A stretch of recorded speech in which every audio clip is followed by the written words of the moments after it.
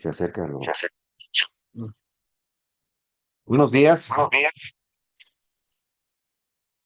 Bueno, que están ahí, familia. Me da mucho gusto saludarlos y ver sus nombres en la pantalla. Créanme, es una bendición para mí, pero sobre todo me da la alegría de que van a escuchar eh, lo que Dios ha puesto en mi corazón, pero de una manera que sea de bendición para cada uno de nosotros. ¿Sabe? A veces pensamos que Dios se olvida de nosotros o que Dios no tiene nada para nosotros, ¿no? Y quiero en esta tarde, en esta mañana, establecer eso. Gracias por estar ahí. Ah, ¿Qué les parece si les doy una pequeña introducción de lo que vamos a estudiar hoy? ¿Se acuerdan que hemos estado platicando de temas como esto de la prédica medio melodramática, vidas paralelas? Y hablamos también del pecado y de la restauración y un poco hablamos de temas muy específicos. Eso es lo que se llama una predicación temática. El predicador escoge un tema y entonces enfoca los versículos o busca información en la palabra de Dios que ah, apoye ese tema. Siempre hemos dicho aquí en Iglesia Nuevo Inicio Internacional que preferimos la predicación expositiva y ahorita les voy a decir cuál es la diferencia. La predicación temática, como les decía, el predicador escoge un tema y busca en la palabra de Dios apoyo para ese tema. Son motivadoras, son muy buenas, una prédica temática, sobre todo cuando tocan un tema que nos toca el corazón así directamente. Sin embargo, hay un peligro en este tipo de prédicas. La predicación temática, en la predicación temática, el corazón del pastor debe estar muy alineado, bien sustentado en la palabra de Dios.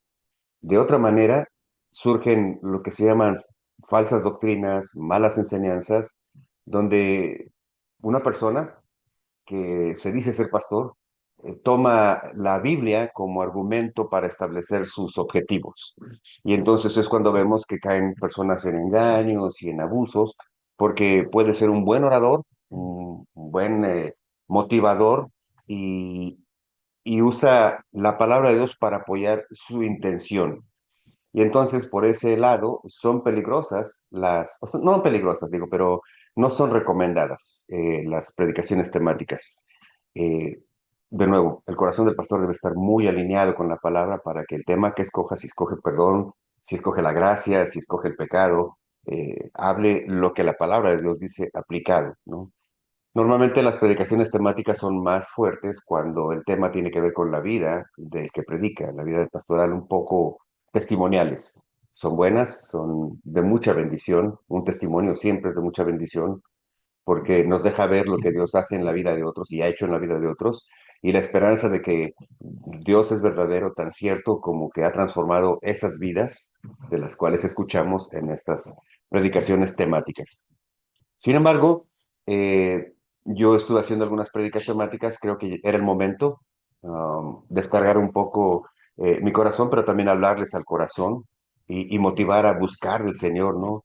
Hablar un poco de los problemas en el sentido de dónde surgen esos problemas. Normalmente todos los problemas, todas las angustias, todas las eh, tristezas, falta de esperanza, vienen de una falta de buscar de Dios. Así es que, retornando a nuestra forma de predicar, eh, Dios, pensando qué podíamos estudiar de manera expositiva, Dios me puso en un sueño la forma o el sentido o el tema o el libro que íbamos a estudiar. Así es que estoy convencido de que este libro esta carta que vamos a estudiar, la carta a Tito, nos va a dar mucha bendición, porque no necesito inventarme o inventarles argumentos. La palabra de Dios nos dirige a toda verdad y eso es lo que me encanta. Eh, He encontrado yo mucha bendición. Predicación expositiva es exponer la palabra de Dios, es dejar que la palabra nos hable por sí misma. y encontramos respuestas en la palabra misma. Este versículo se apoya en otro versículo de la palabra de Dios y entonces es la palabra hablándonos. Estamos exponiendo lo que la palabra de Dios dice, sin sesgos, sin eh, predisposición o sin un plan, es simplemente escuchar lo que Dios tiene para ti y para mí. Y créeme que esta carta de Tito, pequeña, tres capítulos, tiene mucha, mucha bendición. Así es que toma tu Biblia y busca por ahí tu cuaderno de notas y anota estas palabras, estas indicaciones, estas bendiciones que Dios nos va a dar a todos. Así es que esa es la introducción de por qué y de por qué predicamos de esta manera, expositiva. Estamos en la carta de Tito. El apóstol Pablo escribe esta carta a uno de sus dos discípulos más queridos, en el sentido de que son a los que les escribe directamente estas cartas de manera pastoral, enseñándoles, guiándolos. Son jóvenes que Pablo está ayudando a crecer en el Evangelio y les está dando las herramientas y les está guiando para cómo hacer la obra que Dios les ha encargado. Así es que este Tito es uno de ellos. Timoteo, el hijo amado o el siervo amado también por parte de Pablo, fue este joven judío al que Pablo enseñó, guió y lo llevó a hacer su obra dentro del área en el que él vivía. Tito es un eh, griego, un siervo griego al que Pablo también toma y guía. Y en su momento vamos a hablar la importancia de identificar que Timoteo era, por ejemplo, judío y que Tito no era judío, pero era griego. No era judío de nacimiento, un prosélito venido al conocimiento, venido a la fe del Señor, que se convierte en el discípulo de Pablo. Entonces, quiero darles un poco de introducción a esta carta. Es una introducción rápida, pero es bueno que entendamos por qué se escribe y a quién le escribe. La predicación expositiva es eso, nos deja ver qué dice, quién se lo dijo, cuándo se lo dijo, por qué se los dijo, cómo lo dijo. Y nos trae mucha información. Nos revela de esta manera que la palabra de Dios no es temporal, o sea, no es aplicable solo a ese tiempo, tampoco es cultural, es decir, no solo aplica a esa cultura, tampoco es geográfica, no solo a esa nacionalidad o a esa parte del mundo, sino que la palabra de Dios es universal, es eterna y, y es para todos. Esta, Después de esto, quiero decirles, entonces comenzamos con la introducción. Ah, Pablo le escribe a Tito, al que lo ha dejado en la isla de Creta para predicar el Evangelio, para corregir las iglesias que estaban creciendo en esta isla de Creta. ¿Qué había en esta isla de Creta? Bueno, Creta era una isla con muchos puertos que tenía, por lo tanto, mucha llegada de diferentes barcos comerciales y de personas que inmigraban o cambiaban de ciudad y estaban llegando y pasaban por la ciudad de Creta o por la isla de Creta y algunos se asentaban en esa ciudad. Pero en esta ciudad de Creta, en esta isla de Creta, lo que mayormente había era una población constituida por soldados, ex soldados. De hecho, algunos de ellos eran soldados romanos que habían dejado de ser eso y se habían convertido algo así como en mercenarios, soldados que servían al mejor postor.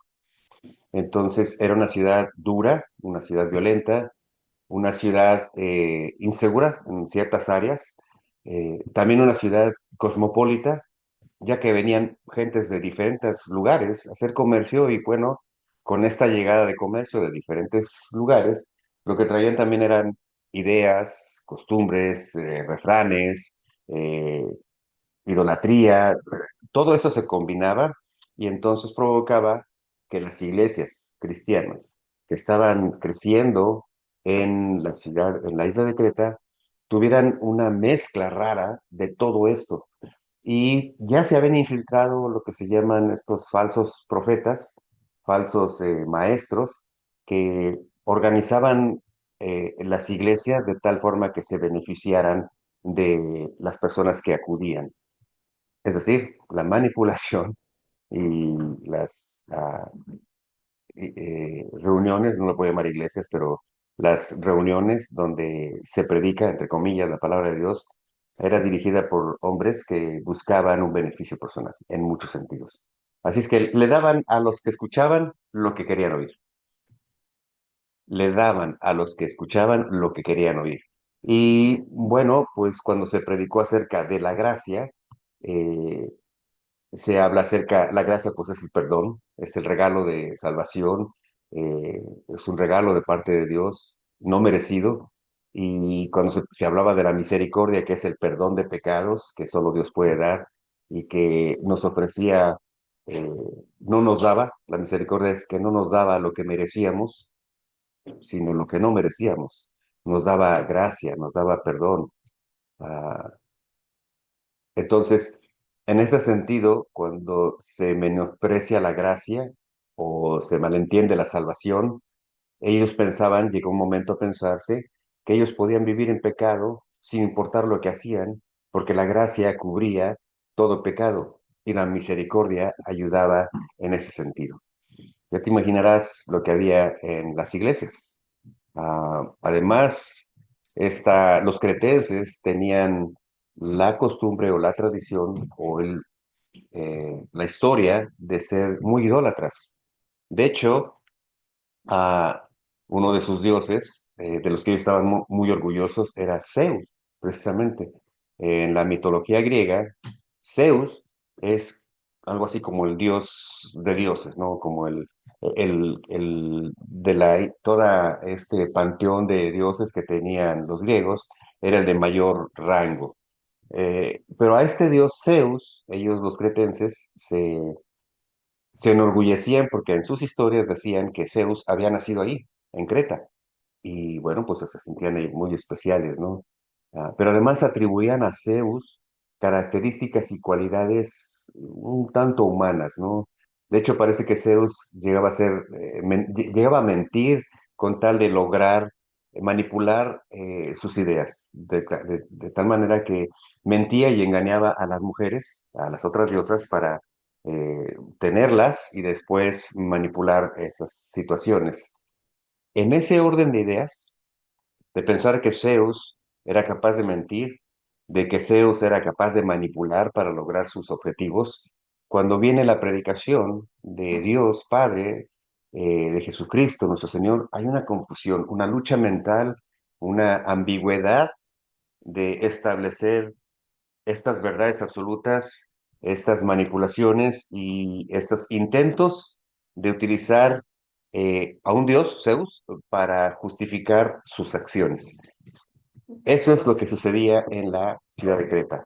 Espero no revolverlos mucho cada vez que pasemos por la isla, por la carta a Timoteo, vamos a ir ampliando estos conceptos, ¿no? Pero yo me di cuenta cuando empecé a estudiar el libro, la carta, cómo Dios, una prédica temática, queda siempre muy, muy pequeña, muy lejos, por muy emotiva, queda muy lejos de lo que Dios quiere darte a ti y a mí, de lo que Dios quiere enseñarte a ti y a mí. Eh, Su palabra es bendita y, como te decía, es universal,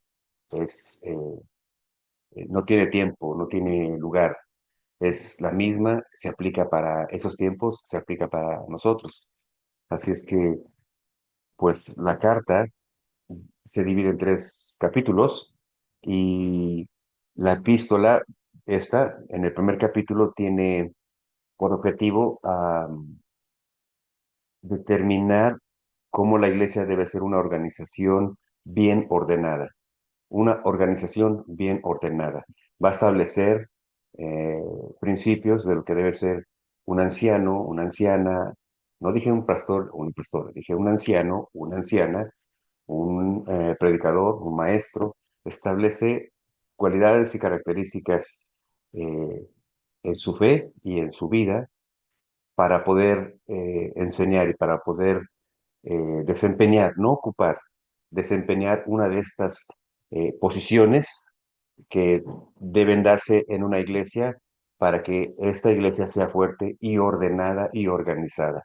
En el capítulo 2, lo que vamos a ver, el énfasis es que esta iglesia organizada y ordenada debe tener como énfasis, debe tener como primera regla la prédica de la palabra de Dios, una doctrina bien fundamentada en la palabra de Dios. Primero, capítulo 1, la iglesia debe ser ordenada y organizada. Capítulo 2, la predicación debe ser fundamentada en la palabra de Dios. Y por último, el capítulo 3 nos va a invitar a ver cómo esta buena organización, de tomando la palabra, una buena predicación o una buena exposición de la palabra fundamentada en la palabra, resulta en una vida piadosa, resulta en una vida de acciones que corresponden a esa gracia, a esa misericordia, a ese perdón que viene de parte de Dios y que nos pide que expresemos diariamente con nuestros semejantes, con las personas que tenemos al lado. Así es que en 3 versículos, en 3 capítulos, vamos a tener mucha información de cómo debe ser la iglesia a la que asistes, cómo debe ser la forma de organizarse, la forma de funcionar. En esos 3 capítulos vamos a ver cómo una prédica, cómo sabemos si la prédica, cómo sabemos si la enseñanza es buena o no, la enseñanza en la iglesia en la que estás o en la que buscas es buena o no, porque hace énfasis en demostrar que la única verdad y la única palabras que pueden darte ánimo y limpiar tu corazón y enfocar tu vida es la palabra de Dios. Y como resultado de eso, capítulo 3, vamos a ver cómo es la forma de expresar en la práctica esa vida. Así es que si me permiten, voy a orar para poder entrar entonces en la carta a Tito. Padre bendito, Señor. Te doy gracias esta mañana.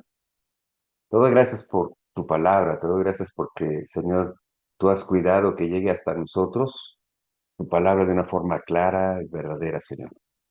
Te agradezco, Padre bendito, que nos permites leerla, que nos has dado entendimiento para buscar en ella dirección, Señor. Y que cuando buscamos en tu palabra dirección, encontramos consuelo, encontramos, Señor, encontramos la certeza de que tú nos amas y que por ese amor, Señor, tú nos puedes perdonar, Señor.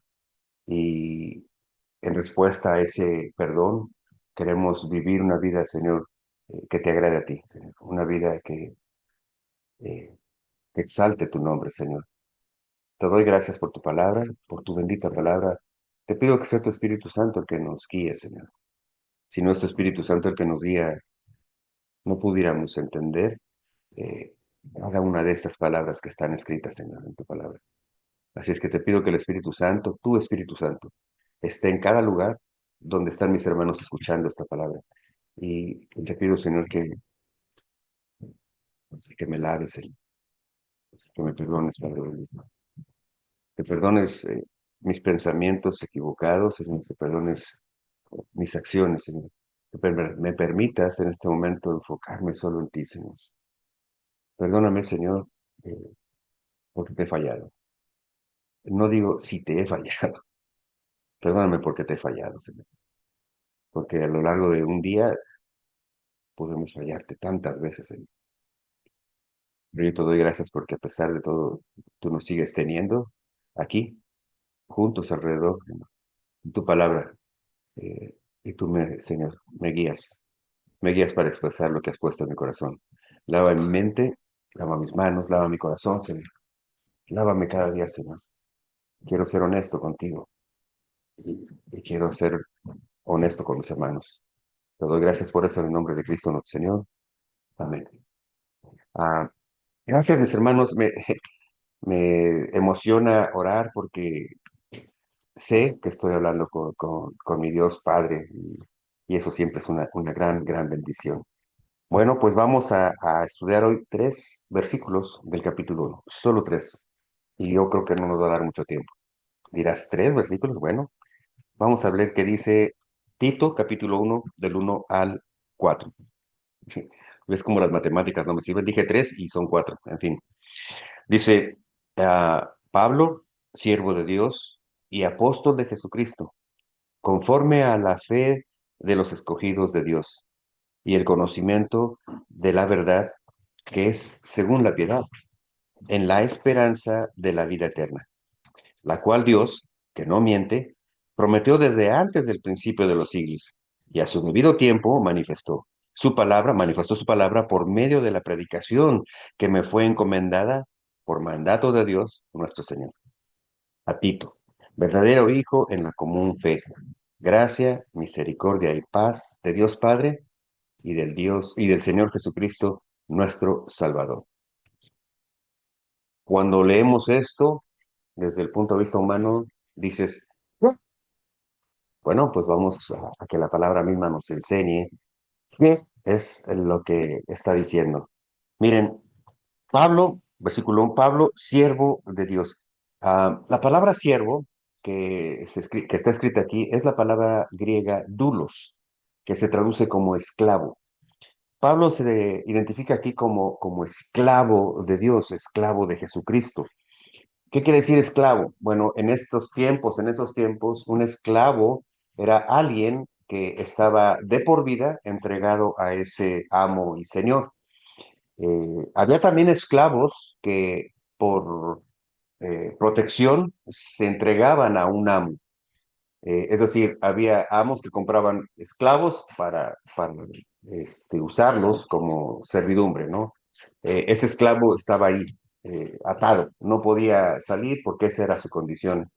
Sin embargo, en esos tiempos que había peligro alrededor, que no había una economía formal, que había guerras constantes, había en su momento dueños de tierras, señores, reyes o lo que fuera, que tenían grandes propiedades, grandes tierras y que tenían además un ejército para cuidar sus tierras y para cuidar lo que les pertenecía. Entonces, habían personas que se entregaban por voluntad propia a ese señor para obtener así protección, alimento, hogar.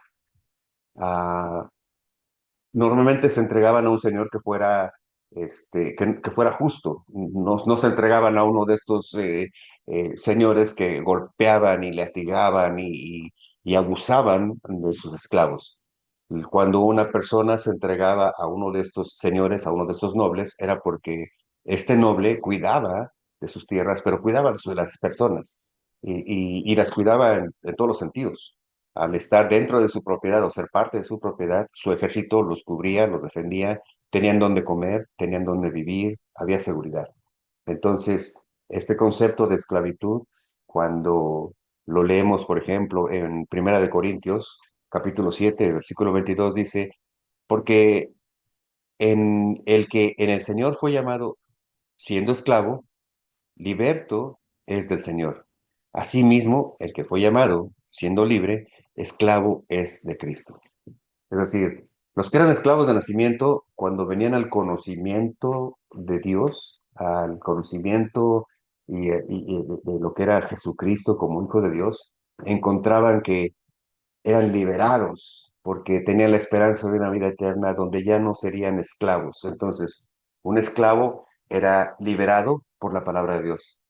Y dice que también había aquellos que habían sido llamados siendo libres.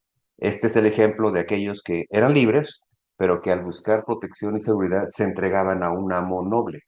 Ese es el caso de todos nosotros. No nacimos en esclavitud, como en algunos países, ¿no? Pero eh, nacimos y vivimos mucho tiempo esclavos del pecado. ¿Mm? ¿Y qué digo, se entiende por esclavos del pecado? Bueno, pues que obedecíamos a esas tendencias, a esas malas enseñanzas, a esas costumbres, a esos deseos que nos llevaban constantemente esa actividad, llámala como la quieras llamar, a esa actividad que te contaminaba, que te dañaba, y que por más que querías romper, no podías. Voy a dejar de hacer esto, voy a dejar de... Y no podías porque eras esclavo del pecado. Sin embargo, cuando vienes el conocimiento de Jesucristo nuestro Señor, Jesús te hace libre. ¿Por qué? Porque entiendes que esas cosas no le agradan a Dios. Cuando usabas algún tipo de sustancia o cierta actividad, te das cuenta que en la Biblia encuentras que este cuerpo es templo del Espíritu Santo y no lo quieres ensuciar porque ahí habita el Espíritu Santo. Es la forma en que te comunicas con Dios. Entonces, aunque éramos esclavos del pecado, somos libres por el conocimiento de nuestro Señor Jesucristo. Ah, también, si bien luchábamos con nuestras propias fuerzas, nos dábamos cuenta que muchas de las cosas estaban fuera de nuestras manos. Un accidente, una tragedia, un robo, esas cuestiones que no puedes controlar, ¿no? Cosas que están a tu alrededor, que el enemigo trata de poner para lastimarte, para desanimarte. Bueno, pues éramos en ese sentido libres de vivir, pero esa libertad no nos daba seguridad. De tal manera que cuando encontramos que Jesucristo nuestro Señor es más grande, el que está en nosotros, que el que está en el mundo, que Jesucristo murió por nosotros, que Jesucristo no te va a soltar de su mano, que pagó Dios un alto precio por ti. ¿Y cuál fue el precio? La vida de su Hijo, la sangre de Jesucristo. Ese entendimiento te da una seguridad de que Dios no te va a soltar, de que Dios no te va a descuidar y que Dios te va a proteger todo el tiempo. De tal manera que versículos como este que dice en Romanos, ¿quién nos apartará del amor de Dios? Ni lo alto, ni lo profundo, ni la muerte, ni la vida, ni nada nos podrá apartar del amor de Dios, que es en Cristo Jesús, Señor nuestro. Eh, Entonces, el que era libre por sus propias fuerzas, nos sometemos por voluntad a ser esclavos. Y esclavos quiere decir a ser siervos del Señor, de nuestro Señor Jesucristo. Y así se presenta Pablo. Pablo, siervo de Dios y apóstol de Jesucristo. ¿Por qué menciona Pablo que es apóstol de Jesucristo? Bueno, ¿te acuerdas que te dije que en esta iglesia había muchas pequeñas iglesias y había muchos falsos maestros que estaban enseñando lo que querían y estaban manipulando el evangelio, estaban manipulando las enseñanzas de nuestro Señor Jesucristo? Bueno, aquí se identifica como apóstol de Jesucristo para determinar la autoridad que tiene sobre estas iglesias para poderles decir cómo deben ser las cosas. De tal manera que cuando él se identifica como apóstol, está afirmando esa eh, seguridad, esa autoridad que tiene para poderles decir qué está mal y qué está bien. Ah, y Pablo se ha identificado de esta manera en otras ocasiones. Pablo, por ejemplo, en Gálatas 1:1, al principio de la carta, Pablo se presenta de esta manera. Dice Pablo, apóstol, no de hombres ni por hombre, sino por Jesucristo y por Dios, el Padre que lo resucitó de los muertos. En Gálatas él se presenta de la misma manera, apóstol. Dice no de hombre y por hombre, es decir, no fue como por votación, no es porque hubo un concilio y votaron entre ellos para ver quién iba a ser el papa, perdón, el apóstol. Es la verdad, ¿no? No es por democracia, no es por elección humana, por eso dice no de hombre por hombre. Eh, no se llama profeta de Dios porque tiene un título de muchos estudios o de muchos recursos. Se llama apóstol porque fue designado por nuestro Señor Jesucristo directamente. Y vamos a estudiar cuando llegue el momento cómo lo encontró mm, nuestro Señor Jesucristo a Pablo. Pablo, un hombre muy entendido, muy celoso de la ley, dice que perseguía a la iglesia, arrastraba a mujeres y niños, hombres, que según él estaban en contra de la ley, en contra de la ley mosaica y que no cumplían con lo que a Dios le agradaba. Y Pablo estaba tan comprometido con eso, tan confiado en que eso era la manera de agradar a Dios que arrastraba a estos que no cumplían y para llevarlos a condenarlos. Muchas de estas condenas pues eran pena de muerte. Vemos en el libro de los Hechos como uno de los primeros mártires, Esteban, que es uno de los apóstoles, uno de los, sí, de los apóstoles de Jesucristo, muere apedreado por predicar el nombre del Señor Jesucristo. Por así decirlo, lo apedrearon los maestros de la ley porque decían que estaba hablando en contra de Dios, que estaba mal enseñando y lo apedrearon. Estaba blasfemando el nombre de Dios según ellos. Y si tú lees el libro de los Hechos, dice que al momento de apedrear a Esteban, sus ropas los pusieron a los pies de un joven llamado Pablo, que estaba de alguna forma autorizando o dando su aprobación para esta lapidación. Este Pablo, eh, cuando él habla de su conversión, dice que iba en ese camino, camino a Damasco, en busca de otros cristianos. Él iba a buscar más cristianos o más seguidores de Cristo para llevarlos a ser castigados. Y ahí lo encuentra nuestro Señor Jesús. Se le parece, le habla, lo deja ciego por 3 días, no come por 3 días. Y entonces la primera palabra que dice Pablo es, escuchó de Dios, ¿no? De nuestro Señor Jesucristo. De Jesucristo le dijo, Pablo, Pablo, ¿por qué me persigues?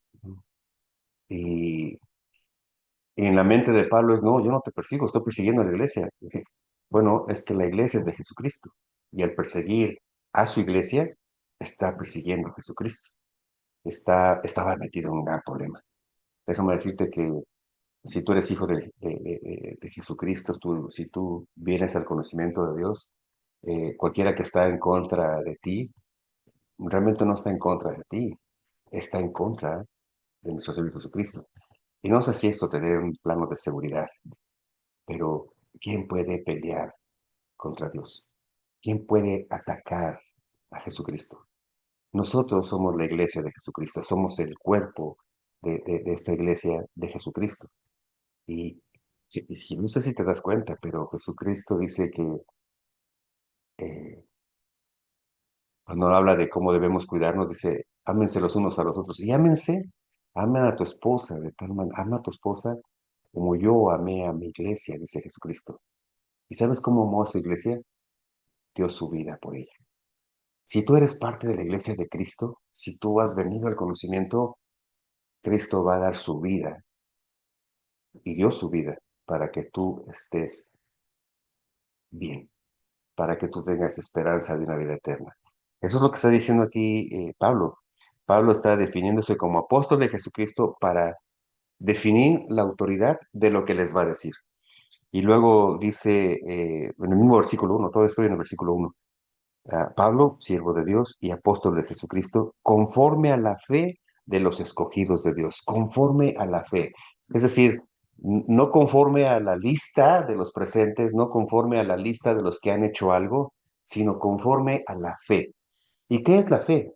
Bueno, la fe en Dios es esperanza, eh, una certeza de que lo que Él dijo es verdad y una esperanza de que aunque no hemos visto a Jesús, aunque no hemos visto esa vida eterna, es algo real, es algo que nos espera. Hebreos 11:1 dice, la fe es pues la certeza de lo que se cree, la esperanza de lo que se espera. Es increíble la definición de la fe. Ahora, ¿cómo sé si tengo fe? ¿Cómo sé si soy salvo? ¿Cómo sé si estoy viviendo una vida cristiana? Te voy a hacer unas preguntas, no las tienes que responder, pero si quieres escribirlas y las conversamos el jueves, pero ¿cómo es tu fe?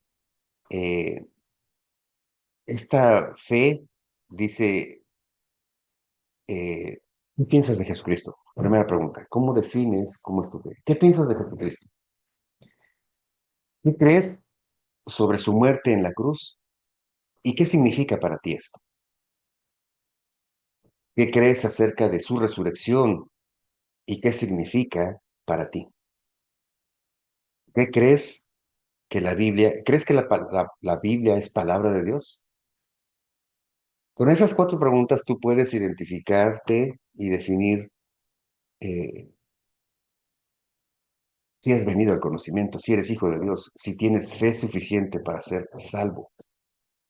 No se trata de fe para mover piedras o montañas. ¿Cómo pruebas tu fe? ¿Qué piensas de Jesucristo? ¿Es un buen maestro? ¿Es una buena persona? ¿Qué piensas de Jesucristo? ¿Qué piensas acerca de su muerte en la cruz? ¿Y qué significa para ti que haya muerto en la cruz? ¿Qué piensas de su resurrección? El hecho de que Él haya resucitado, ¿qué significa? ¿Y qué significa o qué representa eso para ti? Y luego, ¿crees que la Biblia es palabra de Dios o es nada más un buen libro? Un libro que puede reemplazarse con, no sé, con algún otro libro de filosofía. Hazte esas preguntas, ¿no? Porque con esta información creo que podemos deducir si eres hijo de Dios. Am, Esto quiere decir conforme a la fe, es lo que dice aquí. Conforme a la fe, conforme a la fe eh, de los escogidos. Aquí no está hablando de predestinación, que ciertos son escogidos o no, eso no está hablando, sino a estos que por fe han creído en Dios, son apartados, son escogidos para estar en su reino. Ah, es eh, una de las condiciones para poder ser apartado, para poder ser hijo de Dios. No es hacer buenas obras, no es pecar, no es ser santito, no es no decir malas palabras, no. No, cuando tú respondes a estas preguntas que te hice, basados en el conocimiento de Dios, y si te falta algo, quédate con nosotros. Quédate con nosotros si hay alguna duda en estas preguntas, si no entendiste estas preguntas, quédate con nosotros porque a lo largo de la predicación expositiva vas a entender lo que significa la muerte en la cruz, la resurrección, que Jesucristo verdaderamente es el Hijo de Dios, que Jesucristo realmente es Dios, que Jesucristo realmente eh, estuvo aquí, nació, murió y resucitó por ti, por mí, y que esto que estamos leyendo verdaderamente es palabra de Dios. Quédate con nosotros porque no es que te vamos a convencer, no es que te voy a convencer, es que a través del Espíritu Santo y de la lectura de su palabra vas a ir abriendo tu entendimiento. Dios va a abrir tu entendimiento y tu corazón para asimilar estas grandes, grandes verdades. Dice al final del versículo 1, el conocimiento, dice, eh, Pablo, siervo de Dios, apóstol de Jesucristo, conforme a la fe de los escogidos de Dios y el conocimiento de la verdad que es según la piedad. ¿Qué es el conocimiento de la verdad? Bueno, el versículo Juan 8:32 dice que la verdad os hará libres. ¿Qué verdad? Bueno, la verdad acerca de la existencia, la verdad acerca del pecado, la verdad acerca de la salvación, la verdad acerca de lo que te hace daño y de lo que me hace daño. La verdad de lo que algunos piensan o pensamos de pronto que tenemos derecho a cierta distracción, a cierto desahogo, a cierta actitud, pero ¿quién te da derecho? ¿O cuál es el derecho? ¿O por qué creo que tenemos derecho? ¿Por qué piensas que tienes derecho? ¿No? Dicen algunos, y he platicado con personas, ¿sí? Bueno, pues yo tengo derecho a tomar porque a mi familia no le falta. No, yo doy el gasto, no comen, visten y viven, entonces yo tengo derecho a tomarme unas cervecitas, ¿no? Y en el caso extremo, una vez platicé con una persona, yo tengo derecho a comprar mi droga y hacer lo que quiero porque ya esa parte está cubierta. La verdad os hará libres. La verdad del amor de Dios, la verdad de lo que para Él es santidad, no para ti ni para mí. La verdad de lo que para Él es justicia, no nuestra justicia, sino para lo que para Él es justicia. La verdad de lo que es malo y de lo que es bueno. La verdad os hará libres. ¿Qué es malo? ¿Qué es bueno? De repente, ahora lo malo no es tan malo, lo bueno no es tan bueno. A lo mejor Dios se equivocó y no hizo hombre y mujer, sino tal vez por ahí salió algo intermedio. El libre albedrío es que yo me siento pájaro hoy, mañana me siento perro y mañana...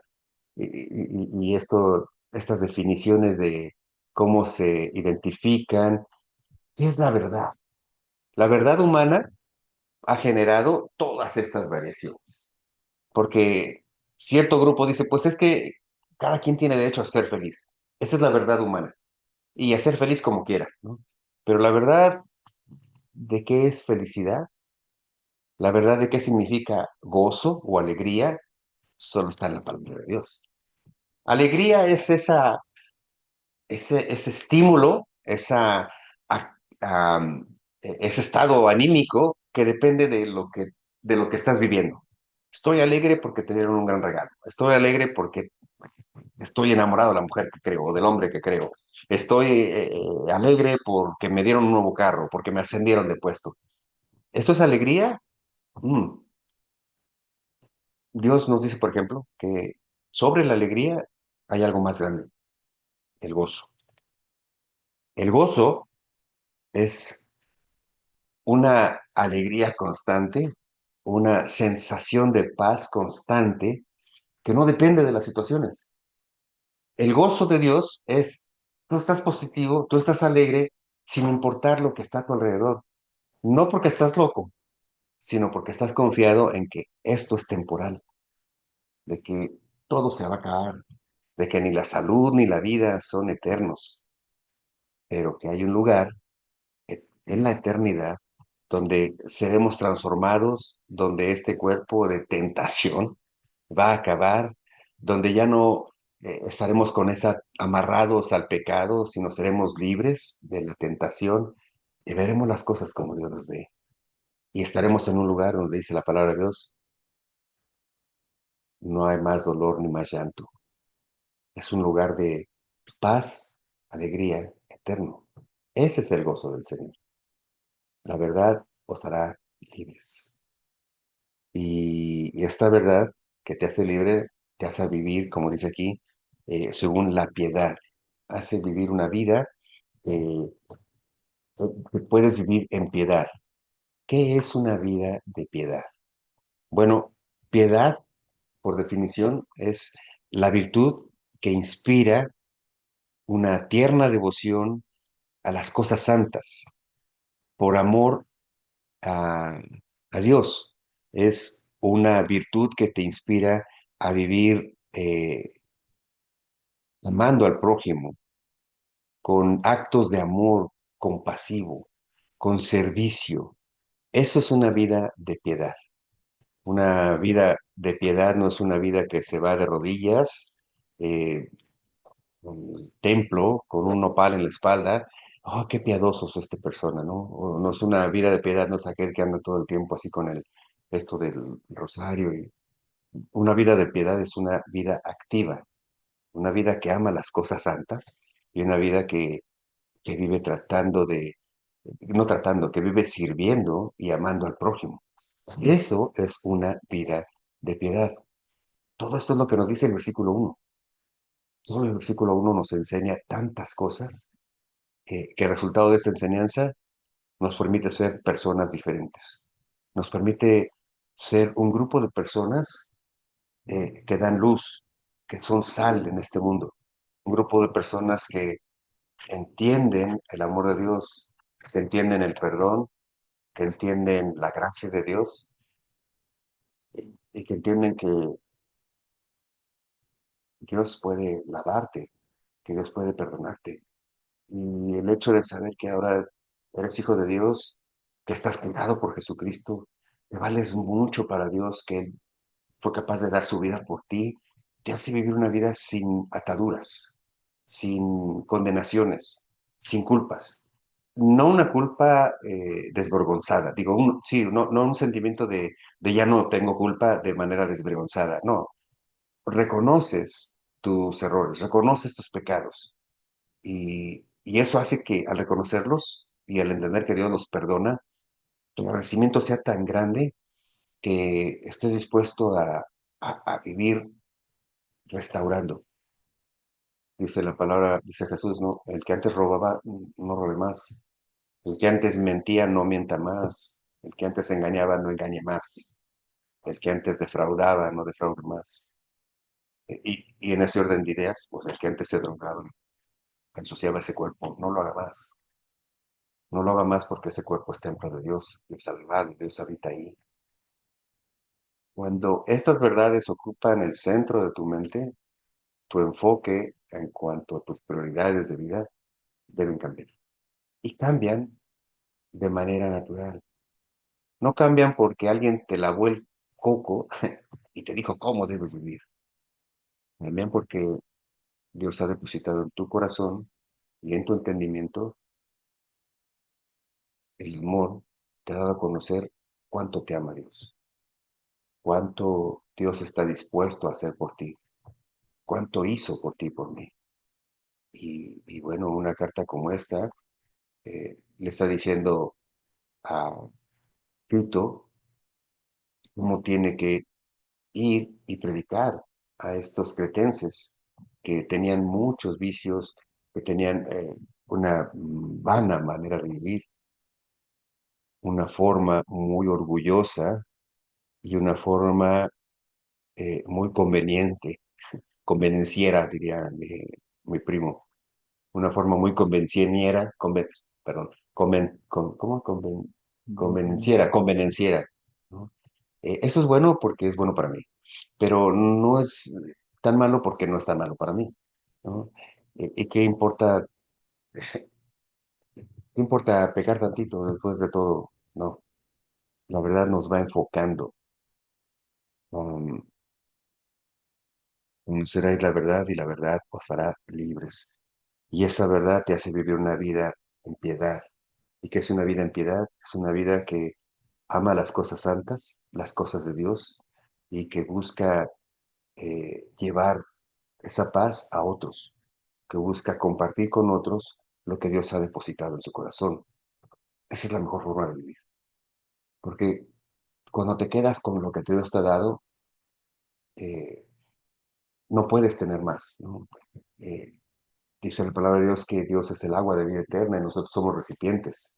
Si fueras como un vaso, si eres como un vaso y somos vasos santos, y solo te quedas con lo que te ha dado y ya no entregas eso, ¿qué crees? Ya no vas a tener más. Te quedas con eso, con esa agua de vida.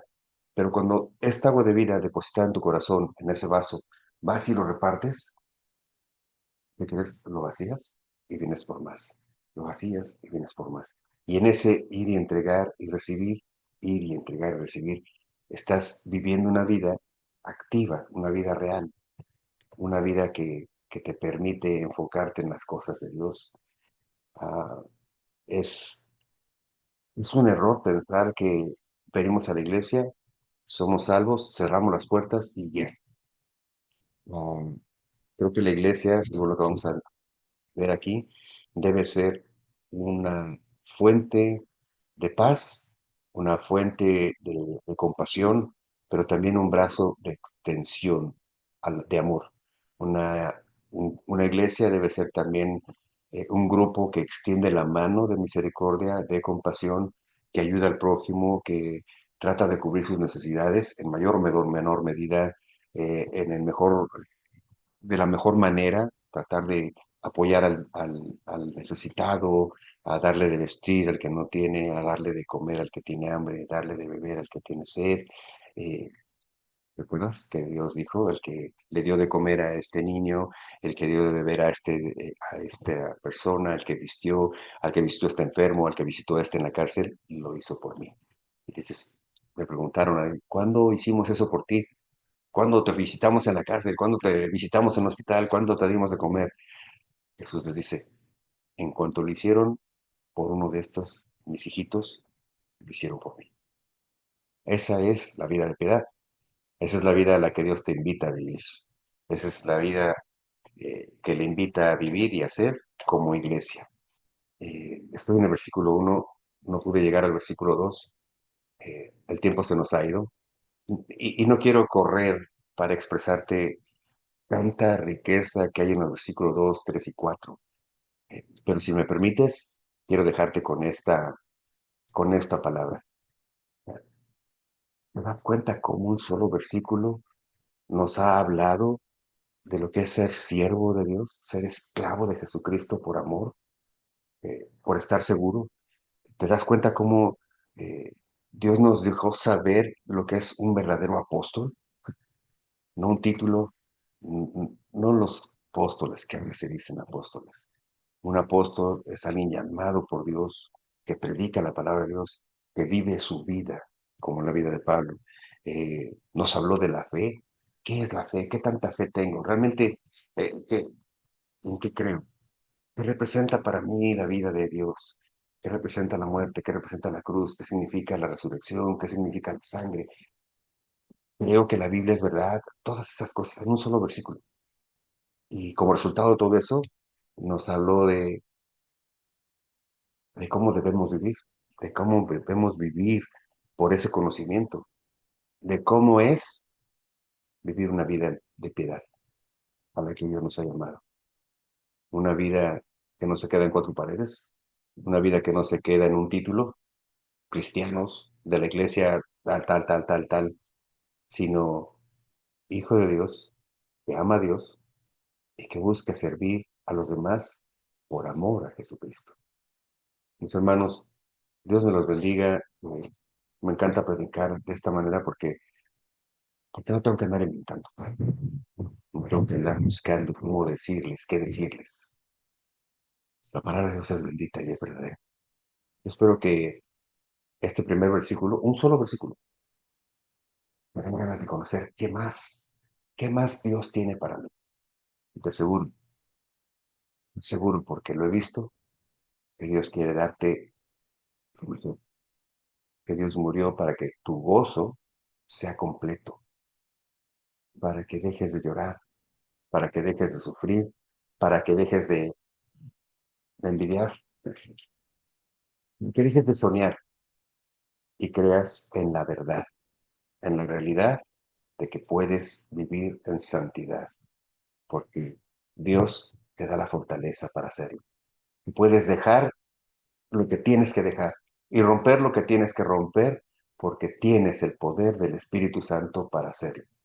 Padre bendito, te doy gracias esta mañana por tu palabra, Señor. Es tan hermosa, es tan preciosa, es tan llena, Señor, de sabiduría, que un solo versículo nos habló tanto, Padre bendito, como para preguntar tantas cosas cerca de ti, Señor. Preguntarte a ti, preguntarte a ti, Señor, porque tú tienes, ¿verdad? Tú tienes vida eterna, Señor.